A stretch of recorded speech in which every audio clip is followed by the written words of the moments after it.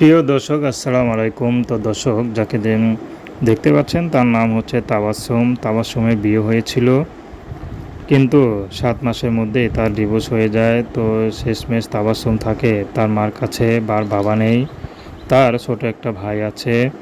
তো তাবাসসুম কখনো চিন্তা করেনি যে ডিভোর্স হয়ে আবার বাপের বাড়ি আসতে হবে, কারণ তাবাসসুমের দেখার মতো তেমন কেউ নেই। তাবাসসুমের মা তাকে বিয়ে দেয় অনেক কষ্ট করে, বিভিন্ন মানুষ থেকে ধার দেনা করে বিয়ে দেয়।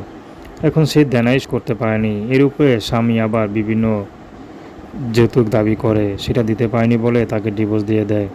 কি করবে গরিবের ঘরের সন্তান, ভাগ্যের যে সন্তান হয়নি, সন্তান হলে তো এখন কেউ বিয়ে করতো না।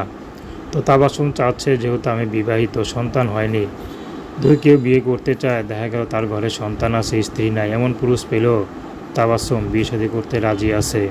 তাবাসসুম কোনো টাকা পয়সা চায় না, চায় একটু আশ্রয়, যাকে একটু ঠাঁই দিবে, একটু মাথা গোঁজার জায়গা দিবে, তাবাসসুম তাকে বিয়ে শাদী করতে রাজি আছে। তো প্রেম ভালোবাসা বিয়ে শাদী আপনাদের ব্যক্তিগত ব্যাপার।